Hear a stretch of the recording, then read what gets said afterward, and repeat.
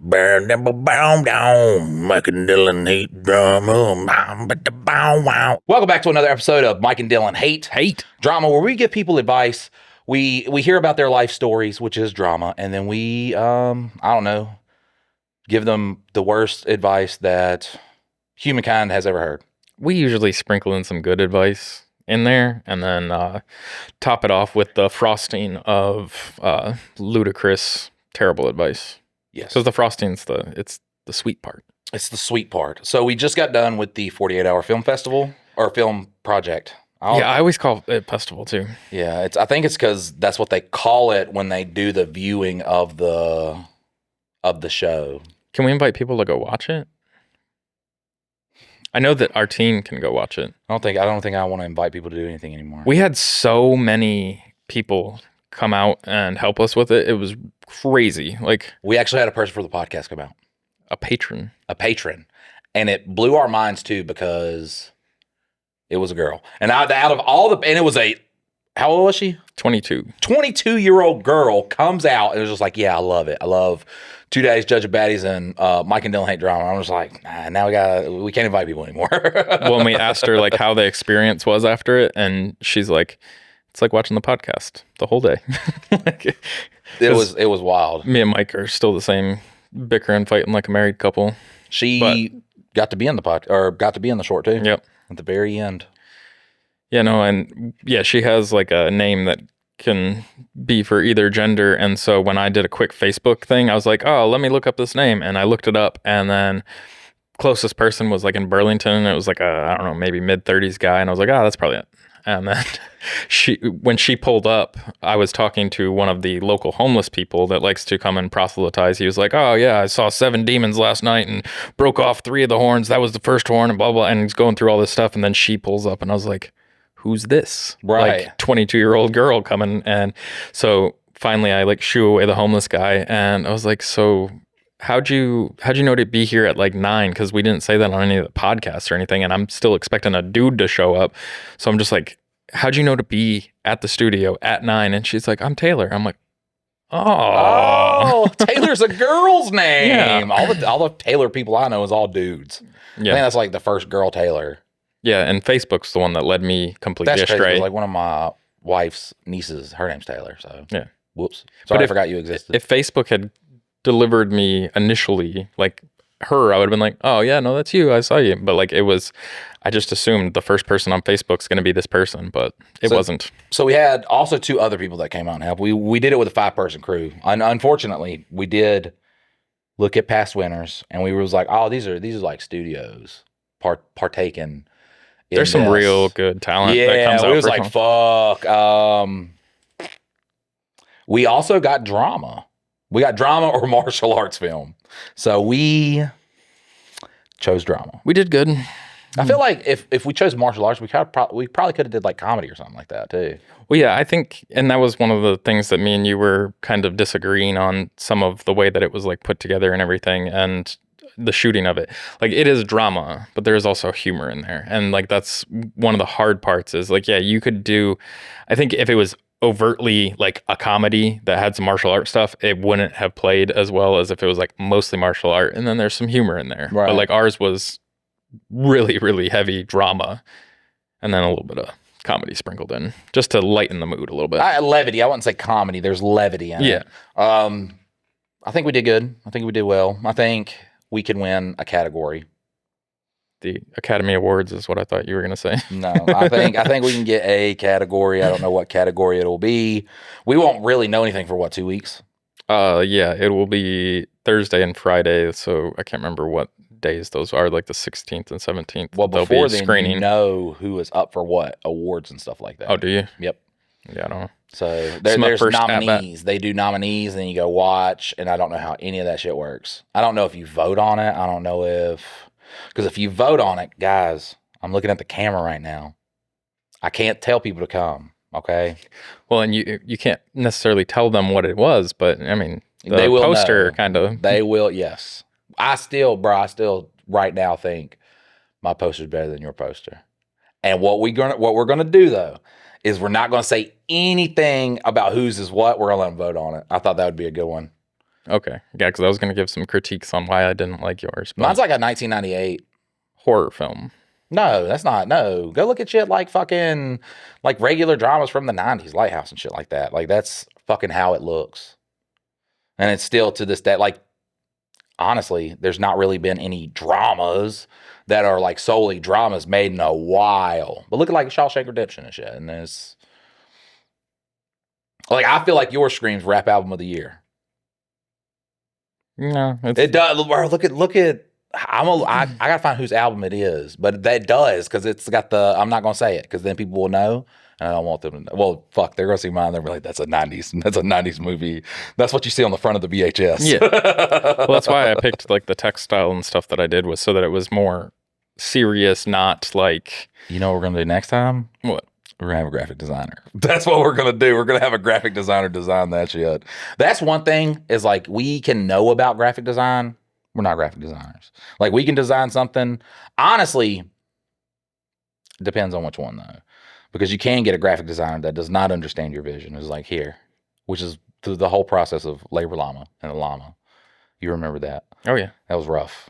I was like, fuck, I could be making these. I can't make shit. I don't have an artistic bone in my body. I can make these. I think with the direction that we kind of went in certain places, like it was hard to communicate where we wanted to then go, but like then they'd come back with like completely new designs, and it's like no, we were kind of fucking with that one, but now you've changed it to be this. No, I don't want that. Like just do the things that we told you to fix on there. I assume for the money. That's it would. They thought like that, Yeah, but I'm pretty proud of my film poster. Yeah, I was proud of mine too, but I didn't get to use it. So you can a little bit heartbroken. Psh.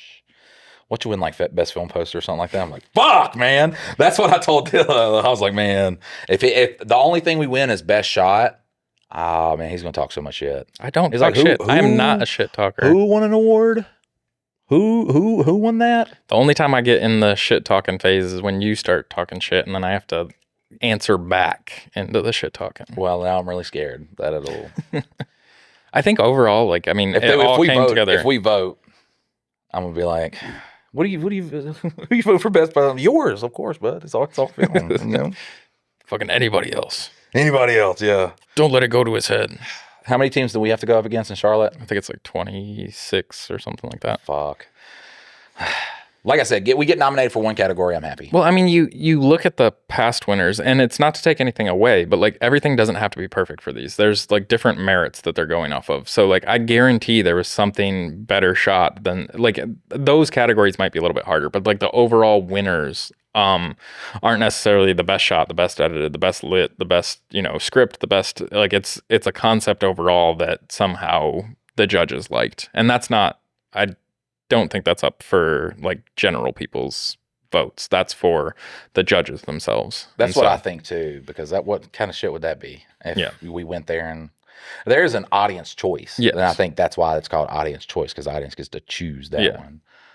And so that doesn't necessarily mean you win the city. Like that one's just like that one's more of the consolation prize. And I'm cool if we walk away with nothing. I hope that we have something. Yeah, the experience was fucking invaluable. Yeah. So. Well, and we're still learning how to work with other people and how to like get a production together. Like the hardest part about that overall was getting to a finished script and being ready to shoot. Like that's because if you could devote 2 days, like 36 hours to that and then just shoot and edit, like the planning is so much of what puts together the final piece. And like we noticed, well, no, I'll leave that part out. But like there's so many things that you've got to kind of conquer in such a short period of time. We noticed what? I want to hear it. Well, what we noticed yesterday while we were editing, we're like, like, yeah, leave that out. Leave that out. Yes. I am, but like we'll give the dirt later. We will enlighten you on that in 3 weeks. Yeah. But it's like those types of things that, no, we couldn't. Like if we do good in the category and they're like, all right, this is going to go up against other people in this category, then we can't fucking. And you'll be enlightened after we lose. If we lose, then if we don't win the city like top dog spot's the only one that I think moves on to future things. But yeah, it's just those little things, and you're running on not a lot of sleep. Like it just so happened that it was also Mike's kid's birthday, so like he had to do something with her during her birthday day, and so like just we got done early, but still, like, there wasn't enough time on the clock. Like, there were little things that were like, oh, we could fix that. I mean, once we have a steady revenue stream going in, we're going so hard on that though, and just doing short films and stuff. Make me drive halfway across the country to enter into a. Well, no, like it's not even that. Like it's not even that. Just doing them ourselves. Yeah, because here's the thing too. Like this goes into, if it wins and goes into, even if it went to Cannes and shit, like there's not a lot of opportunity after that to kind of like make money and shit like that. But there's a huge demographic of shorts watchers on fucking YouTube. It's a very big, like, not just horror shorts, just shorts in general. It's a very big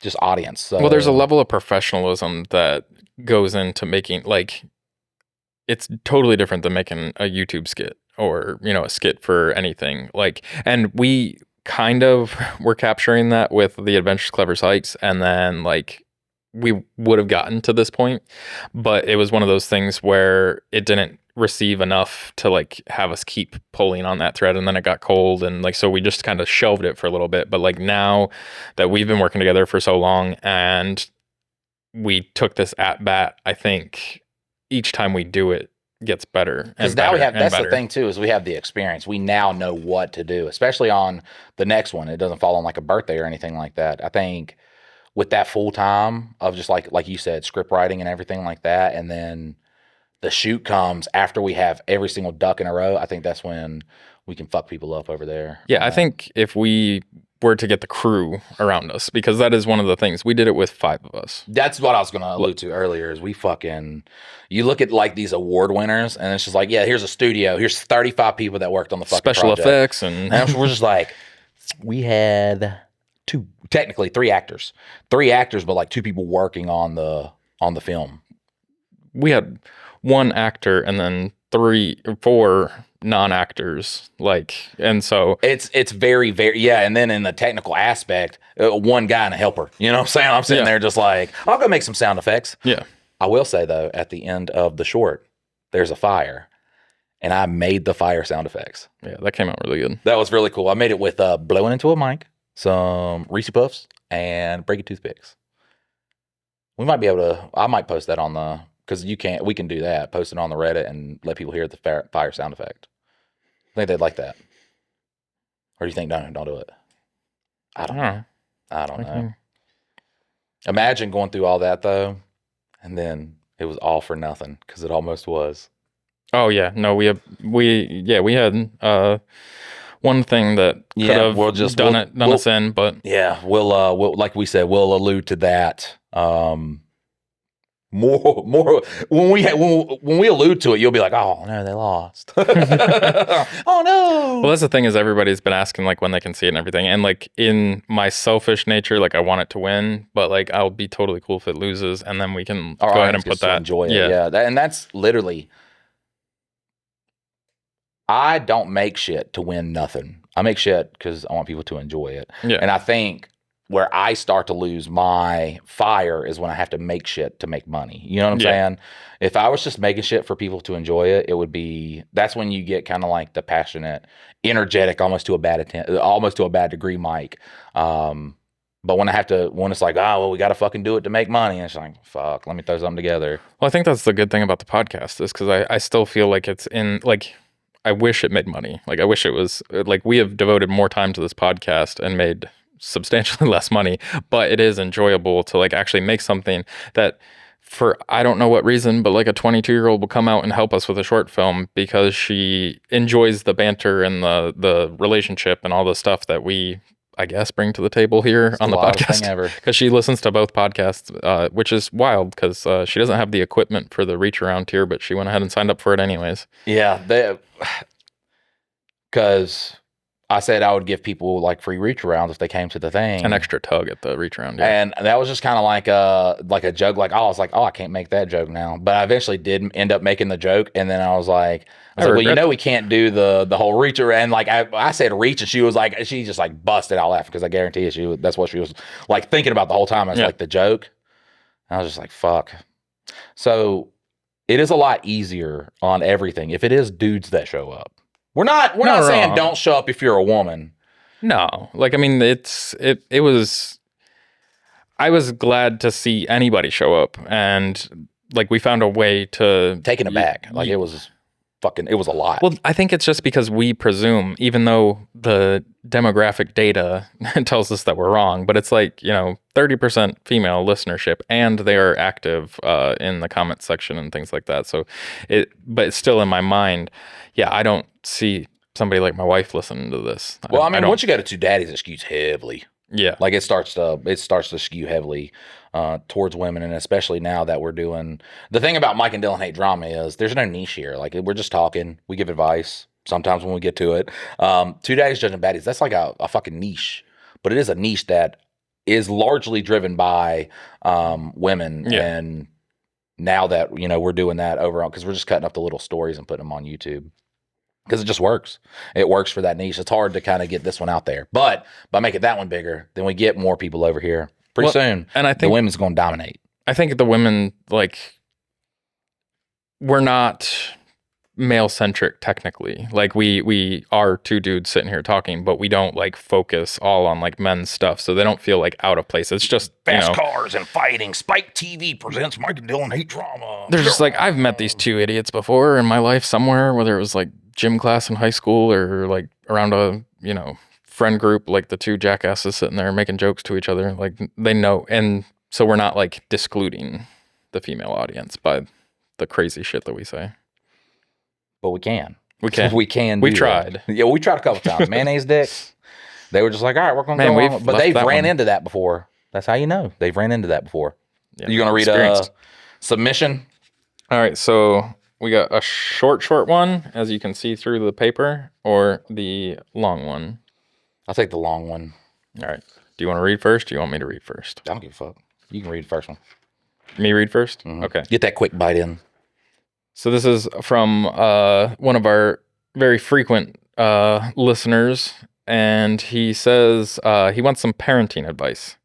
I'll start by saying my son is 13 months old, so I've got time. But how do I make sure my son doesn't fall into that Andrew Tate alpha male BS? I just want to make sure I'm not doing anything to push him that way as he gets older. Thanks in advance. Love the pod. It's not, you can think about, I want to get into something real quick. That Dax song where it's like To Be a Man, it's the corniest fucking song. Dax is a corn dog, bro. Like just a fucking, my God. One of the goofiest goobers like I have. It's literally Coworker music. But you hear the To Be a Man song and you're like, yeah, that's exactly that's not what it's like. He sings that song as men think it is. That is not how it is. Like people do value you. Yes, you need to be a guy. You need to go out and make money and shit like that. Like there are roles that you play. If a guy was just sitting there on his ass and fucking, my wife goes and makes the bill money. I just sit at home and drink all day. Yeah, people are going to be like, bro, what the fuck? That's not a man. Like be a fucking, I'm one of the people that'll tell you to be a fucking man. The Andrew Tate, they take it way too far. But that Dax song is really like singing to guys how they believe it is. Nobody gives a fuck about you. All you are is a paycheck to people. That's not, man. Kids view you as a superhero. And it doesn't matter. You could be the fucking most lowliest, just wimpiest kind of guy, and your child will look at you like a superhero. That's how it is. You are dad. Your advice, your wording on things rules all. If Andrew Tate says something, if your kid sees a short that Andrew Tate said, this is what it's like to be a man, and then you talk to your kids, which you should, they're probably going to side with you if you're able to explain to them why. But he's a dork, and people that fucking across the board, his followers just don't have a fucking jawline.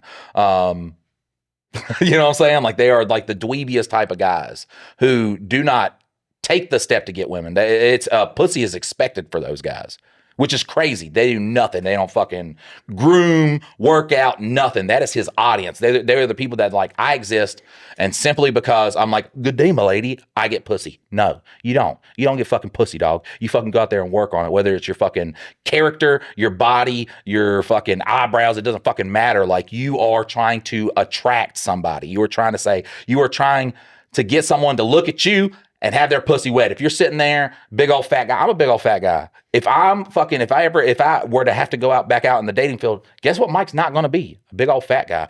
Conversely too, if my wife was like, hey, You know, I don't like this. Guess what? Fucking, she signed on when I was an attractive guy. I'm gonna go fucking push some goddamn weights.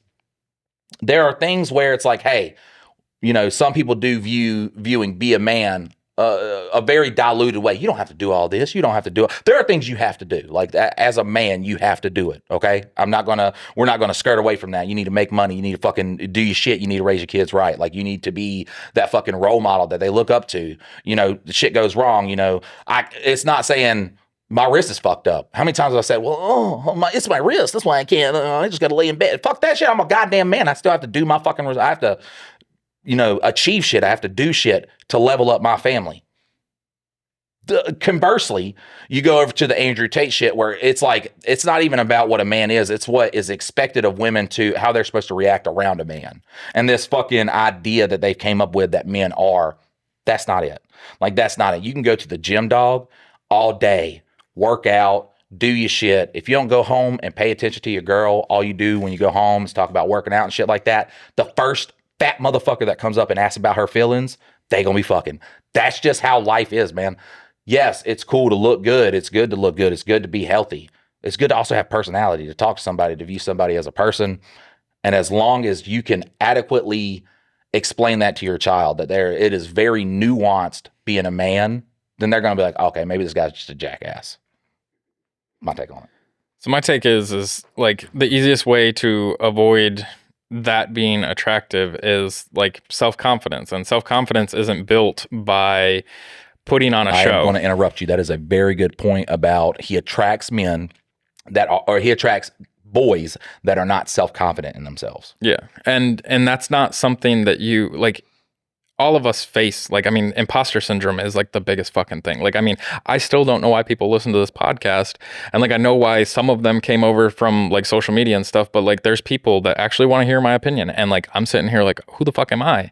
But I have enough confidence that I'm going to speak with like my level of understanding. I'm not boisterous and I'm not like meek. I'm like right in the middle where I have ideas and I will present them. And you have to instill that in your kid. And it's not a perfect thing. Like you're making a Play-Doh sculpture and some of it you're going to do, but then they're going to take the rest of it. You just have to give the foundation of like what they should be concerned about themselves being a good person more so than what everybody else thinks about them. And if they feel good about themselves, like my dad told me when I was a kid, he's like, you know, the person that I have to be okay, like has to be okay with me is the person in the mirror. Like if I fuck up, I have to look in the mirror at myself and be like, I'm a fuck up. I can't just, you know, blame all my problems externally. It's everybody else's fault, not mine. So you have to keep working on that. And the more you can instill your kids to be kind of independent, self-thinking, you give them the right lessons and kind of help them figure out how to determine what's right or wrong. But a lot of these kids that follow like an Andrew Tate, they hear the little tidbit about, you know, this is what makes a man, or this is how you get girls, this. And it's all like basically saying like, yeah, if you follow my method, you'll win the lottery every time. No, like that's not, you have to be a good person, show up. And if you're a good example for your kids, they're not going to be as susceptible to a guy like Andrew Tate. But the one thing that I will say though is like the reason why a Dax song, and like I don't know it, I haven't listened to it, like I know the premise of it, but it goes back to that self-confidence thing. Like I know for a fact my wife doesn't look at me as a paycheck. However, she also doesn't look at all the work that I put in and the time that I do spend away from the family. It isn't because I don't want to be around the family. And like, so it's her viewpoint of it and my actual, like what I'm doing, and those don't always align. So yes, this whole concept of a lot of times a man feels like unseen, that's true. And you have to be okay with that at a certain point, because they're not going to fully see through the veil of why you're putting in the extra hours, why you're doing the overtime, and why you're tired when you come home. And yeah, I want to go through the lyrics of this. Okay. Yeah. Because it literally is like it's hopeless, kill yourself, the song. Yeah. Like, and everybody's just like, man, that's exactly how you feel, dog. That's not reality. I get it. I get it. That's how you feel. But he's playing into that mentality. Firstly, before we read these lyrics, I am going to go off on a little tangent. Okay. when I said it's coworker music, let me explain to you what coworker music is. Dax did not originally make coworker music. He is now in the very thick of the coworker music genre. I put coworker music as him, Tom McDonald, that fucking tall white dude that has the tattoos that fucking raps. A lot of the 99.9% of white rappers right now. Coworker music is you do not focus on your talents, abilities. You do not sing songs that you make songs that you want to hear, that you really have emotion about.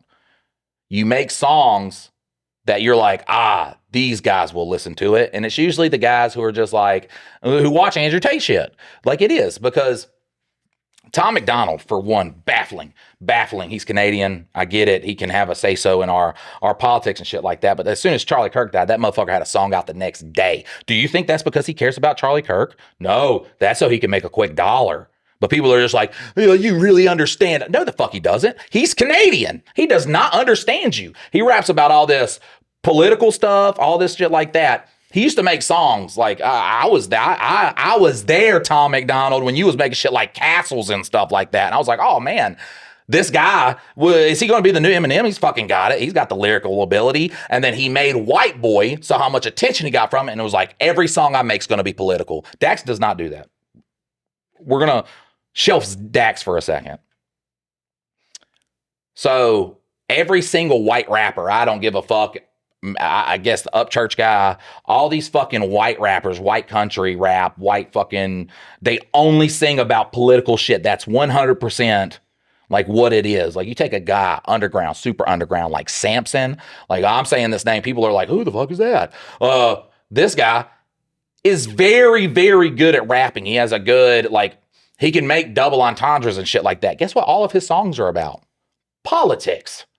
People are so fucking consumed with politics, dog. We don't give a fuck. Like, we do not give a fuck. I guarantee you, there's a reason you make them. There's a subgenre of fucking dude out there who's like, this is all I want to hear all day, and just fucking, well, I don't normally like rap, but he's one of the good ones. You know what I'm saying? I don't fucking get it.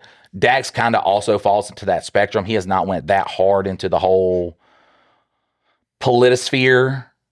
I would say, and also you don't have to make songs about politics. It's just like making songs that we know you don't care about. You know what I'm saying? We know you don't care about. Tom McDonald, I know you don't give a fuck that much about it. He made White Boy, had a bunch of Democrats jump on him. So then he made music to kind of fucking, and he saw how much attention he was getting. He was like, this is what all these guys are defending me. So now when I do these fucking concerts, is to see a fucking people that's like, man, what if Morgan Wallen was with him? Not any other rapper. It's like, wow, what if this guy was up there with fucking, anybody else that's not a rapper? They're also going to fucking be at a loss for names because I don't know any other fucking shitty genre people like that.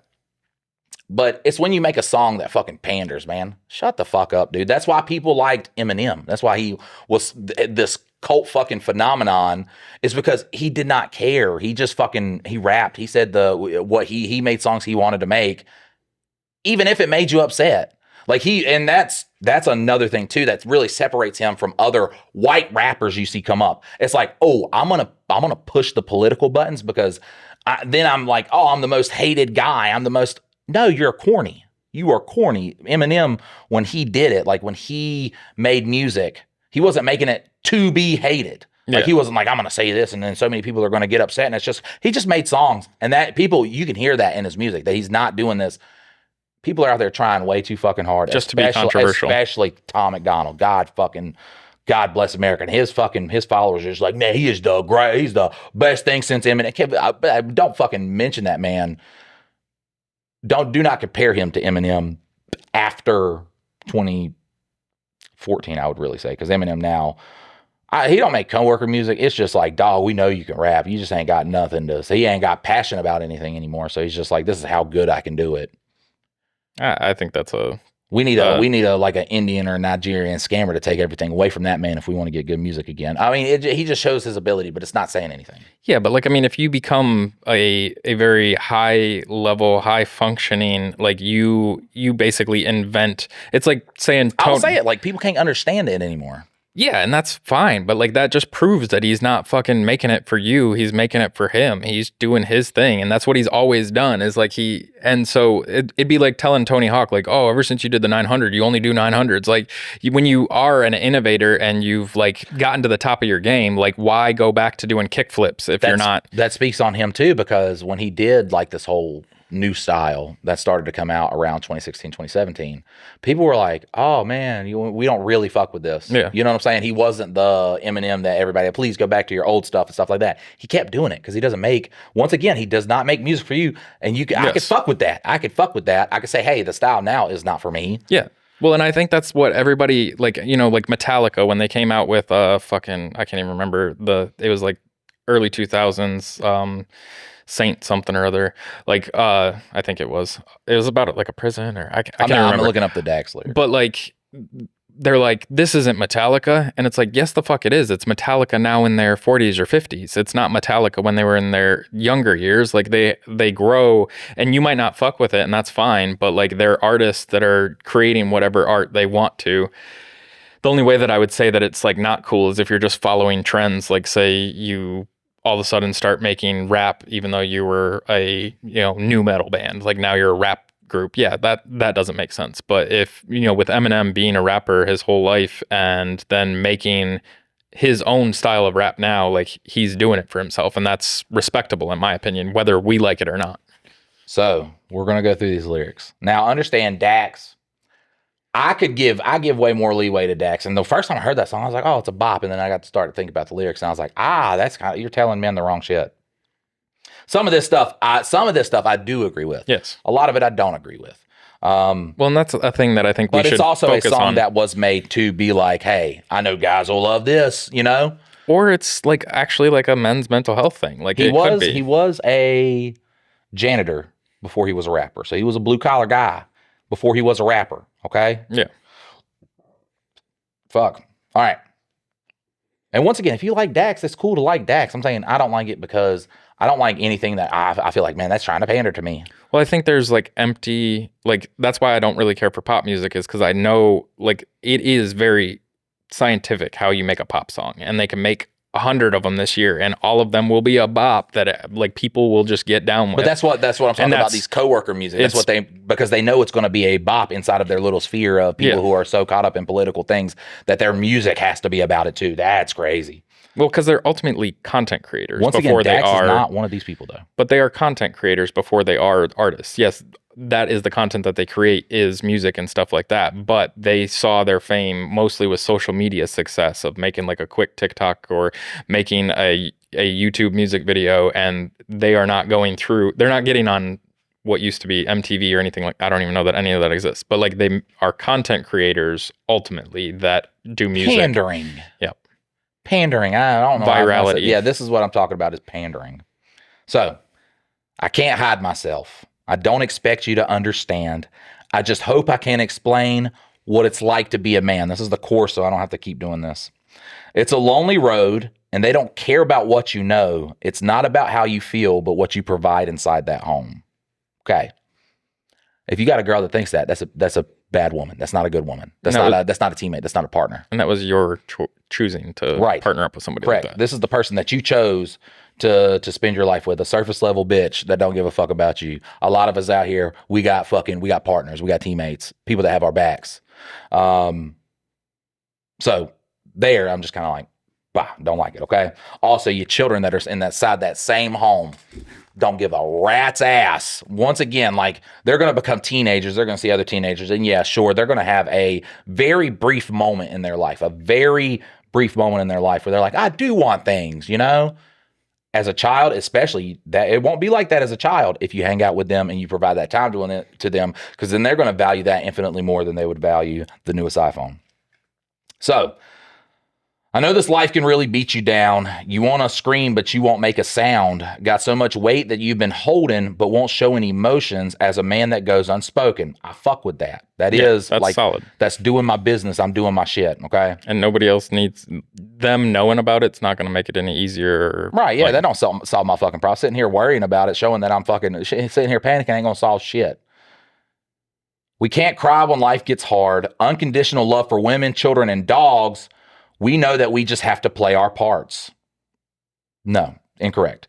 I get it. We do have unconditional love for our wife and kids. It's not unconditional for the wife. Look, if you walk in on a 10-person gangbang, you're like, I don't love that woman anymore. Let's understand what unconditional love is. And you also have to look inside of yourself as a man and say that I too have, what's the word? Are you looking for conditional love? Because no, I have requirements. Yeah. You know what I'm saying? I have standards that I want to see the other person do for me to love them as a partner. That's a shared thing. Okay.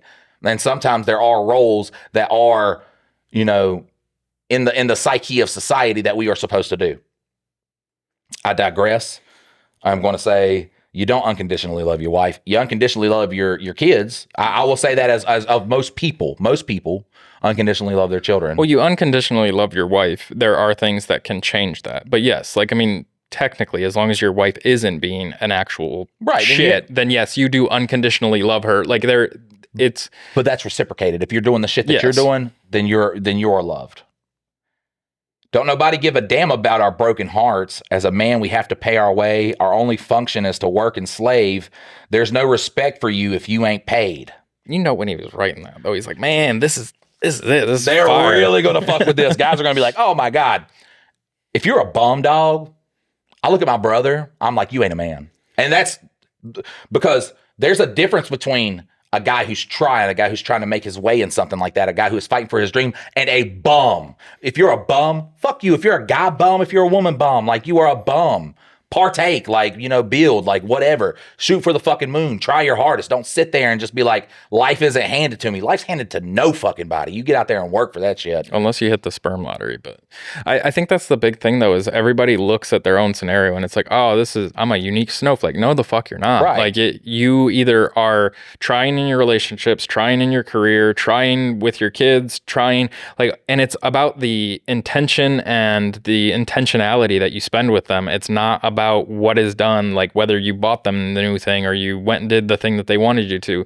It's that they can see that you love them and you care for them. So that includes your wife, that includes your kids, that includes your parents, that includes any friends.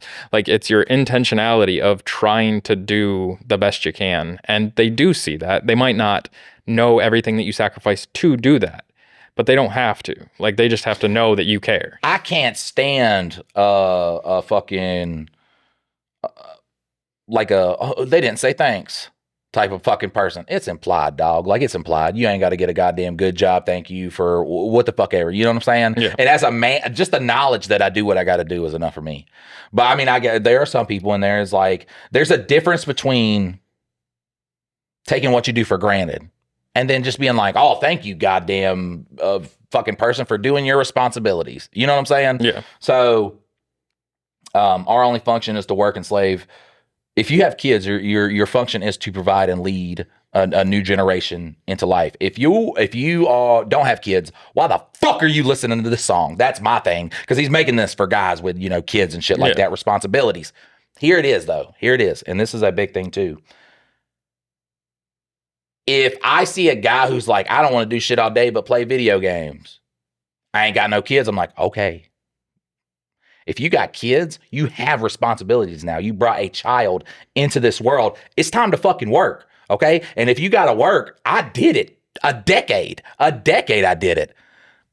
12 hours, 7 days a week. There would be 3 months. I got no days off. I worked. And guess what? I wasn't sitting there I was like, man, this does suck. I'm trying to build the fucking, what I got to do to move up. And then when I thought I had enough of that, I gave them that ultimatum. I'm like, look, I know my shit. So either we're going to pay me more or I'm going to walk. They did not pay me more. I walked. I went to fucking PCA in Archdale. Yeah. I was there for 2 months. They called me back. Hey, we need a supervisor in Thomasville. All right. I'll come do it. Yep. You're disregarded as a human. Oh, wait. Sorry. There's no respect for you if you ain't paid. You're disregarded as a human and you can't complain. If you got children and you ain't working, I'm not saying if you're fucked up. If you got fucked up doing something, you fucking disabled, some shit like that, dog, we know, we understand. You fell off a goddamn roof, your back's broken. We understand why you ain't working. If you got kids and you ain't trying to provide for them, you ain't working, like my brother, you're a bitch, man. You are a bitch. I'm going to say that. That is true. If you are a 25-year-old guy and you sit there and play video games together, you play video games and you ain't got a job, you ain't got no responsibilities. You did not bring a child into this world. If you want, if I'm playing the same video game, I'll fucking play the game with you. I don't give a fuck. I'm not gonna say you're a bitch or a bum and shit like that. If you have responsibilities, which when you have a child, you now have responsibilities.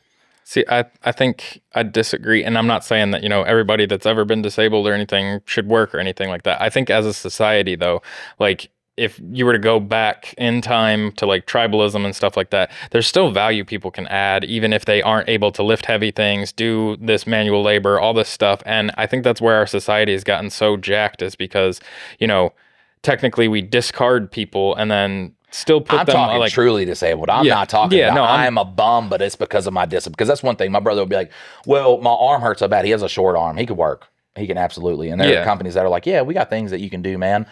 And no one, I don't think he's ever been fired because someone says you can't do it. He gets fired because he's not there. Yeah. And there are things you can do, but there are people like that are just like, yeah, man, I drink alcohol so much, I got to get disability. I can't work anymore. Yeah. Well, and I've seen people that are like on disability and they, do all the things that they need to do outside of work, but then they can't work and they use it as a crutch, as like, oh yeah, no, I'm on disability. Well, you were just fucking chopping wood over there. So like, I don't think you're too disabled. Nuanced. Like, it's so nuanced. Yeah. And just to have a song that says, this is how it is, to a guy who is depressed, who won't talk to somebody, because this is your brain. This is what your brain makes up. Nobody loves you. Nobody cares about you. That is depression. That's what depression does. This is why I'm saying this is Kill Yourself, Everything's Hopelessness, the song. Because there's a guy that listens to that and that's like... No, it's Sign Up for Hustler University, the song. No, I don't think he did anything with that. No, I know he didn't, but that's the same mentality. I ain't gonna tell a real funny fucking story about Dex after this song that tells you he only makes shit because he thinks people wants to hear it. And he's like, oh, that's the one right there. But this is speaking to that exact same audience, though, of like, oh, you're underappreciated. You just like blah, blah, blah, blah, blah. It's talking to those guys. Politically, I will say you are underappreciated. But I ain't heard Tom McDonald make a song about the working man. It's always just about how gay one side he is and this, you know what I'm saying? It's just corny shit. Yeah. Corny fucking shit. And look, if there's a song, if there are rappers out there, I don't know why you would, if there was rappers out there talking about how, fucking liberal shit. I mean, there are some that do it. Yeah. It's corny. It's just corny. And it's corny because literally everybody's fucking us. Like, right. Everybody, come on. Like, you can make it. And like, I agree with some, like, and that's the thing, is it's all nuanced. Like, it's never this or that. It's like right up the middle of what it actually is. But everybody wants to believe this fake fantasy or this fake fantasy. Right. And it's like, yes, you are underappreciated. Yes, probably. But I'm going to get more into we're going to read more into this lyrics. We're really... Can we cut it at a certain point though? Because like, I don't want it to be 45 All right, I'm going to go to the so. second verse then, because the second verse is the last verse. It's only about 10 lines. I'm going to do the whole one uninterrupted. I'm going to go through it, okay? And don't give up. Keep fighting. As a man, our sun is our horizon. And our father's actions play a role, and we end up like him. So they can't let us see them hurt. They can't let us see them hurt, because we'll embody what we do and start a generational curse. All the things that they can't express, they go to war, get thrown on the shelf, then go back to war with mental help, then grab that bottle and ask for help, try to pull themselves out of hell, then fall back down and realize they're going to have to do it to themselves. That's a very political thing. Listen, that is 100%. The government is why a fucking veteran, someone who came to fight for freedom. Like I said, I don't give a fuck what politics, what political spectrum you are on. A young man signing up to serve in the military that believes he is making a difference fighting for our freedom, that is someone that's worth respect. Like, that is a very fucking commendable thing.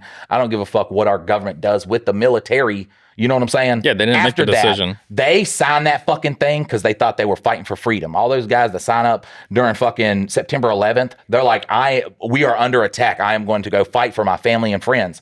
That's the most commendable thing in the world. It's the government that lets them down when they get back. No matter who signs up or for what reasons, because not all of it's for fighting for freedom. It's for, like education and, the VA loan and just feeling like doing some sort of service. Like, it doesn't matter the intention behind signing up. The second that you like put yourself in that scenario, yes, you deserve like respect. Like go ahead.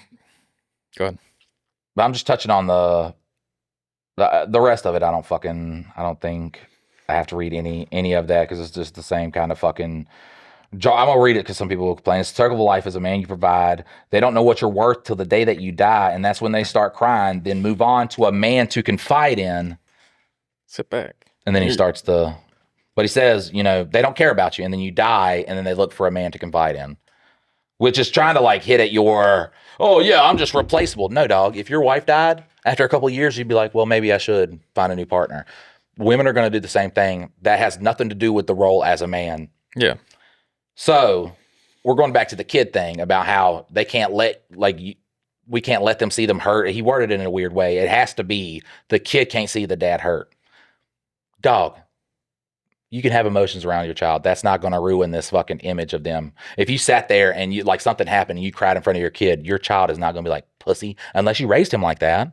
You know what I'm saying? If you go to a friend and you try to talk to them about like, you're like, man, I'm depressed and shit like that, and they call you gay, that's not a good friend. No. Like, that is not a good friend. Maybe we should talk about the other end of the spectrum, the Andrew Tate boys. Y'all are just bitches, bro. Like, y'all are goofy goobers, dude, who, thank God, get the worst advice about how to pick up women. So I ain't got to worry about you bitches reproducing, because fuck. Well, there's women out there that it will resonate with, but those aren't going to be your ride or die fucking women. Those women, it's a transactional thing. And like, if you're looking for, you want to transact to get it, it's going to be a transact the whole time. And so, yes, you're going to have a fucking shit wife, and you can have that if you want. I want my wife to love me. Outside of fucking whether I'm wealthy, poor, whatever, like, she loves me and we figure this out together. I don't want her to be like, well, you know, he's not making as much money as he was. So right, I'm bad. I got to leave him. I got used to this lifestyle. They see these videos where a fucking girl will be like, well, if you don't make $200,000 a year, we actually love Andrew Tate because he's training them boys to try to like get them girls. And if we got a bunch of goofy goobers teaming up with do nothing bitches who don't want to have babies and ruin their bodies, look, we got about, 20 years of everything will course correct. Yeah. All right. Everything will course correct because they won't be fucking reproducing, having kids and having to fucking, raise them kids into fucking adulthood. Yeah. It's so nuanced being a man because, like I said, you do have responsibilities and shit like that. You do want to have this kind of, I got this attitude for your kids, but that doesn't mean that you're like this just unemotional beast of a person. Like, it's being a fucking person. And that way you teach your kids that there's so many varied ways to fucking be a man. Like, it's not a cut and dry fucking formula. It's not this hard working jack fucking thing. If there's a 30-year-old pudgy guy in fucking New York making $2 million a fucking month off of trading fucking stocks, and he just sits there on a computer, has a little fucking beard and shit like that. He gets off that computer, he goes and raises his kids, plays with his kids. That's a fucking man. That's a whole motherfucking dude. Conversely, you could be a fucking Jack Jim dude, not have a goddamn job or work at a goddamn cookout while your kid is with your ex, your ex being raised by another fucking dude.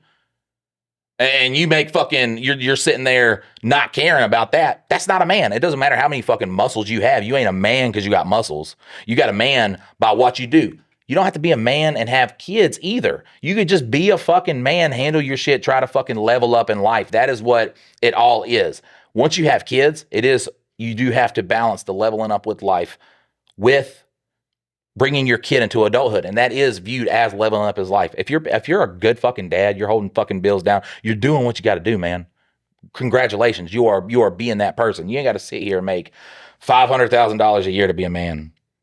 Well, yeah, the whole thing is like, and you don't actually have to level up. You just have to provide. Like, so like, if you work, that's like raising your kid up. That's that level up. But like, I mean, you could work the same 40 hours a week at the same spot. And, as long as the kids are happy, healthy, taken care of, like, it doesn't matter whether you make $50,000 a year and you're happy too, man. And then, it's more so the investment in the people around you. So you're spending the time, you're spending the energy to like actually devote to these people. That's what matters more than money, fucking fame, riches, all the stuff, like giving a shit. And yes, if you raise your kid giving a shit, most likely they're not going to be susceptible to Andrew Tate. Right. If you're sitting there making $50,000 a year, you spend time with your kids, you got the bills covered. You're doing a great fucking job. You're doing a great fucking job. Like it is not this whole, because that's where we get into some like a do nothing bitch. That's what Ronda Rousey coined that term. Great fucking term. A woman that just expects stuff. Like, I want my man to make $200,000 a year. We got a big old girthy bitch. Like, what the fuck? That's a do nothing bitch. She don't do anything. She expects everything. That's what Andrew Tate is raising in guys. Yeah. Do nothing guys. Like, oh, you might work out. You know what I'm saying? I mean, if you're getting your business and financial decisions, I don't think a lot of kids are getting that. And there is a separation. You do have to make a separation because people will like say Gary Vee or something like that. They'll see a guy who believes in Gary Vee and they'll be like, oh, that's an Andrew Tate. That's a vastly different sets of people. The Andrew Tate, they're telling you how to react to people in like life, how to have relationships with people, whether it's like friends, all this other stuff. They're the type of person that says, get jacked muscles, enter in this program, be a millionaire. No. Gary Vee or someone like that is someone that gives you like business advice. Do the work. Yeah, do the work. Like put in the fucking effort and shit like that. If someone says, hey, you can get this, Hustler University, you could become this without putting in any work, absolutely free, women must suck your dick. That's a terrible person. That's a terrible person. People do kind of lump those guys in together. I can trick you in, or I can teach you how to trick a woman into thinking that you're worth getting your dick sucked. And like, I don't think anything Andrew Tate's ever said has tricked a woman into sucking a dick. Well, no, but that's the thing is because I'm pretty sure he went to jail for. But he got his success by telling young boys that, yeah. Well, and also like basically convincing young women to come and be like cam models and all these other things. Like he manipulated. Like he manipulated. He trafficked his fame. Yeah. That's a good way to put it. He trafficked his fame. Because like he did have a lot of women that were doing cam stuff, and like he was in the thing trying to like talk the guys into giving money, and like so like he hustled to get his money, but like in such a sleazy way. Like, I mean, do you honestly want to be somebody that is completely running a fraud to then? That's how you make your millions. And like some people are okay with that, and that's where I think the best way is to teach your kid to see that as wrong and then be like, I'm more confident with myself. His whole story should kind of give you an idea of the reality of what he was preaching, though, because he is a guy, kickboxer. He has an athletic body. I think he looks like he got a bean head, weird looking fucking head. That shit like dips down into a chin. If I'm a bitch, I ain't hitting up that tree. You know what I'm saying? He's got loads of fucking money. And still, people were like, he was very aggressive, trafficked, got all these accusations. And I'm sorry, dog, if a bunch of women do it, you probably done it. You know what I'm saying? Yeah, I mean, like you've probably done it. But you've talked about it. Like you literally were running houses filled with girls doing cam model stuff. Don't listen to a girl says no, just like be no one said, listen, this is also too. Like if you ask a girl out and she says no, that means that they don't find something in you that is relationshipable or whatever. You know what I'm saying? Level up your game. Like, it doesn't mean that, don't just keep pestering them until they say yes. That's what people have a problem with. It's not saying, hey, that woman is off the table. If it took you making more money, I'm not going to say grooming, like, because grooming should be just like a thing you do. But if it took more money, he means for a girl grooming to finally as say in yes, taking care of yourself, not grooming as in like grooming. Yeah, so we're talking about grooming, like fucking, brush your teeth, comb your hair. Yeah, basic stuff.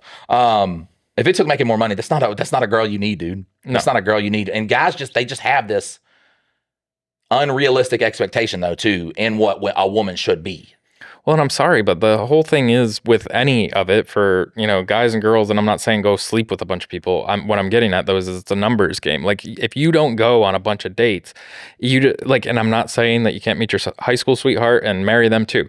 All I'm getting at is, like, the more interactions you have, the more times you talk to women, the more times you take certain women out on dates, the better chance that you're going to find somebody that you actually jive with, instead of just picking the hot chick that's like, oh, I want her, and if I can't have her, I don't want anybody else. Like, that's the problem, is like, it's literally just, you're going to be in this relationship with this person for the rest of your life. So if you don't know some sort of interpersonal skills, she doesn't, it's going to be a bad matchup. So just go out and be you and meet a bunch of women. Like, just quit putting one of them on a pedestal. Like, yeah, she's probably super hot.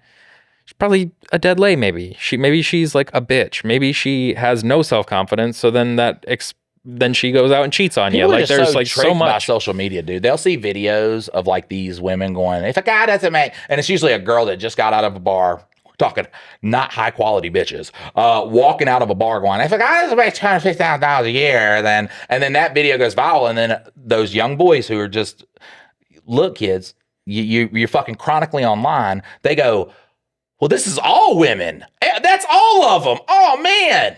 That's like every Republican's an idiot, every Democrat's an idiot, everybody, because it's not that they asked 100 people a question and then picked the best one that's going to go viral. It goes viral, and that's what you base. We're going to show that clip to the ends of the earth. The memes that you see is of that guy. It's just, but you've lumped everybody in there, and that goes on to a bigger topic. So on like, you know, the outside the bar things, the Haktua girl, that was the only person they talked to that night. It wasn't 45 other chicks in an hour of just like, what's your best advice? And, you know. Well, I mean, they might have. That one is like the people who go out, a lot of those, the street interviews are set up. Like they pay someone to come say this on camera. The ones where a girl will come up and be like, especially a big woman, and she'd be like, he must have a 6-pack ab, and that a lot of those is made up. I will give credit to nobody, because nobody needs the credit for that, but they make those up, and then it drives anger. That's like you're getting anger engagement and shit like that. But then it also gets in these little kids' minds, like this big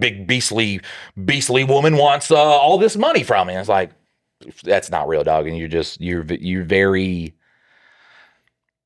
I think we're fucked, man.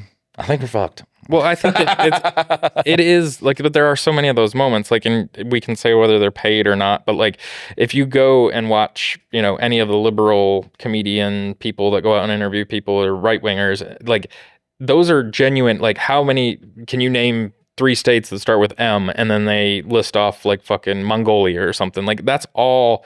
There's dumb people out there, and they interview a whole shitload of people, and most of them aren't going to be one finally dumb. That's what you meant. It's just a numbers game for them to, like, when they're outside the bar, they start interviewing women. You. They will get an idea of your intelligence. They'll be like, "Oh, what do you think about this?" You'll say anything. All right, let's go. This one's not good enough. Yes. And then this one. Nope, this one's not good enough. I'll give you $100 if you answer these 3 questions. Blah blah blah. And they get idiots to do it. You need to quit sitting forward. Like, all right, so we're gonna get into the Dak situation and why sometimes we didn't even get into fucking the other story. Right.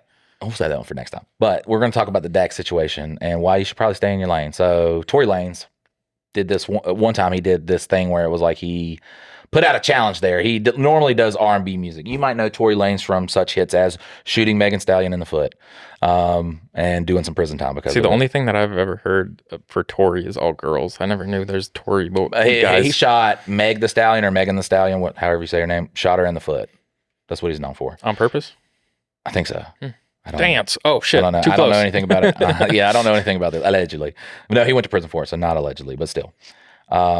He had issued a rap challenge. He normally sings R&B, but he wanted to show that he was a rapper. So a bunch of guys, I think Joyner Lucas had partook in the little battle. So Dax does it too. And Dax has never really been a battle rapper. Kind of in that lane of... I say Tory at that point would be a kind of like the offshoot of the gangster rap that we heard in the, like, from 2000 to 2010, where it was all these artists coming out, Lil Wayne and fucking Rick Ross and all these guys who were doing the gangster rap but weren't actually gangsters. I would say that this was kind of a offshoot of that. So Dax enters it to, get views and stuff like that, because it's a higher, people know of him way more than they know of Dax at this point. I mean, I guess Dax is pretty well known. He's a meme now. But he does his little shot at Tory Lanez where they're battling, I guess. And he said some things about Tory, which I think Tory's a bitch for this too, because if you open an invitation to battle, they're going to say insults. Yeah. Joyner Lucas said insults and didn't get the same treatment as Dax did. I don't know the difference. I think Tory said that it was something happened. Somebody yelled at him that day. He was really in his feelings. But they see Dax outside, and then they tell that man to apologize to the camera. I guess they're holding him at gunpoint. I hope they're holding him at gunpoint because he does apologize. If I dish you and there's 4 people there to beat my ass and they say apologize, y'all gonna have to beat my ass. Like, we're gonna fight. I assume he was being held. I'm gonna give him that credit. He was being held at gunpoint. Now, this is why it's kind of stupid on both spectrums. Tory Lanez is not a gangster. He shot a woman in the foot. Other than that, you don't really get some G shit from Tory Lanez. You know what I'm saying? Sorry, guys. He ain't out there in fucking EBT O Block shit like that, fucking living that life every goddamn day. He's in there with Drake in a booth trying to fucking slap Drake's hands off of him. So he's not about that life. But if you pull a gun out on somebody, you find out really quickly too that guy is not about that life. And I'm saying it's not cool to pull a gun out on somebody and make him apologize. If somebody pulled a gun out on me, I probably would apologize. I'd probably say, hey, I want to get out of this situation. I'm apologize. Oh, you took it that way? No. But if you sign up to battle rap somebody and you talk that shit about them like a gangster, like the gangsters used to do in the battle rap scene, that's what happens, dog. And that's one thing too. The kids that make these raps right now, the drill music and shit like that, they're so popular because they live that life. Like they live that life. If you come up and all you do is hold a gun at them, they're going to kill you. Like you better be ready to pull the fucking trigger to a lot of these kids and that's why a lot of the youth fuck with those guys, because they are out there living that life. They're rapping about it and they are living the life. Where you got other people, it's like they rap about it, but you don't live that life. And that's how you become Coworker music, is you rap. And then he also did that little thing where he dressed up like a clown. And I'm not even going to get into ICP, dog. No, I'm just kidding. Oh, God. Listen, I've made ICP jokes before, and it just so many comments. I think next episode, we might do the bonus episode about when I joined a Juggalo gang, and we'll talk some. That did happen. I joined a Juggalo gang and just the inner workings of ICP and all that. What do you think? Yeah, we can do that. You think so? Yeah, I think the thing that I don't understand though, like I get your viewpoint on like these rappers and like being hard and all that stuff. Like I think it's wild that anybody is like dying over words. Like, battle rap, any of that stuff. Like it's all ludicrous. You can talk as much shit as you want. Like if you don't hurt my family, you don't like physically come after anybody over here, like I'm not going to kill you. Like I think that's wild that's. Conversely though, if you're the type of person to shit on everybody and like talk shit about people, a bunch of people, and just like say, hey, you're a bit, if they come after you. If they beat you up, yeah, like I can get like beatings and stuff. That's the part that I don't get with our modern society, is like, it's like, oh, you need to die. No, you need to catch an ass whooping. Like you need to like live from this experience and be like, maybe I don't fucking do that again. Not, I can't do that again. But the beautiful part is like, and this is another thing. It's like being in Chicago. Okay. People are like, well, you can't go through Chicago because you'll die. If you're minding your own business, there's plenty of people that has lived in Chicago, never died. Yeah. A lot of people that don't die minding their own business. I will say, yes, there are some times where an innocent person will get shot. That is the vast minority. When people, and there are unfortunate situations, that's where you kind of get into like the monster territory of, the serial killers and stuff like that. They go after just innocent people. A lot of times, man, it is people putting themselves in situations that they should not be in that fucking cost them their lives. Yeah. It is people wanting to live a life that they think that they can live. Michael, when he was young, he could have lived that gangster life. I spent, 30 days in jail, and I was like, this is not the life for me. Don't want to do this. So I tried to quit fucking up in that regard. But what I'm getting at though is like because I think that was a thing, like people that talked about gangster, like, cause I mean, even Tupac on that, like he started living a gangster life at the ballet dancer. Yeah. At the end of his life, he really did like try to live that life and everything. However, like and it goes back to, I'm not saying that movies, video games, music, all that stuff cause kids to do that, but they do get a false sense of what reality is. And so like, yes, you will have fucking 14, 15 years olds out there doing fucking drive-bys and shit because they think that that's real, even though it kind of started as that's a way more nuanced subject than what we're talking about too, though, because now you get into the inner workings of, what the effect of Chicago right now is, the effect of 2000 rap music. Yes, like that's what I'm getting at. Everybody was playing gangster, raised a generation of gangsters. Of actual ones. And now you're like, gangsters. Yeah. Like, that's what happens, though. That's what happens. We kind of like, and my thing is, man, and here's the ultimate thing is like, don't step in the arena if you ain't about, like, if you're not about it. I'm not going to sit here and like shit on anybody from O Block EBT. I'm not going to make a song about them because if they came to me with gun, I don't want to die. Yeah, and that's kind of my point though. Is like it was like it used to be fake. Like, and people talked real hard. And then, you know, other than Biggie and Tupac, like there wasn't a shit ton of like things but like nowadays, like people that grew up through that and then raised kids through that. And then now we're at the point where like those motherfuckers exist. But music is the biggest, that is what it is. That's what caused all the violence, everything. That's what changed society. And whether, you know, the media knew about it, fucking, you want to go as high to say like Illuminati and shit like that. And but then on top of that, you sprinkle in, and I'm not saying like no. But let me finish my point. Like, not to say that, you know, Vice City or like fucking GTA and stuff cause people to go do that. However, it does give you that fake sense of like, you listen to the music, you watch the movies, you fucking play the video games. Then all of a sudden somebody in your neighborhood starts talking shit and you're a young, impressionable kid in a rough neighborhood and you do stupid fucking shit. I mean, they have literally done studies though on how shows and video games do not affect the people the same way as music does. It does not, because those are not, when you sit down and play a video game, you are not saying the thing that I'm doing is real. When you watch a movie, not like a documentary, not television, when you sit down to watch a movie, you're just like, the thing that I'm watching is not real. They have done scientific studies on this. And I would love to see them, because when I looked it up the last time and when I said this and everybody lost their shit because like, I've played video games since I was 12 and I haven't shot up a school. I'm not saying it takes the right mixture of shit. It has to be the shitty household. It has to be, you know, like your parents don't care. Do the Cambridge study after Columbine happened. Yes, because and that was one of the big ones. That was 30 fucking years ago. That was 30 years ago. You did not have Grand Theft Auto. You had what? Doom was your best video game for shooting people up? Music is unequivocal, because there is no, what I'm listening to isn't real. Music is kind of like based off of reality, based off of feelings, like pop songs. Even go to pop songs are, in a sense, reality, because they're singing about love. It might not be how love is like the real aspect of love, but there's nothing to say that when you hear a song, it's nothing to say that it's not fake. That's what music is supposed to do. It's supposed to make you have emotions. So now you have this big emotional vehicle, and then you add whatever you want to make people feel however they want to feel. And you literally see the effects of what happened later when that generation started to come up that listened to that when they were kids. And music is the biggest vehicle behind it. But that's what it gave. To try and say that movies and video games have no part in it is that it seems very ludicrous to say music is 100% the reason, and video games and someone who has a mental illness, like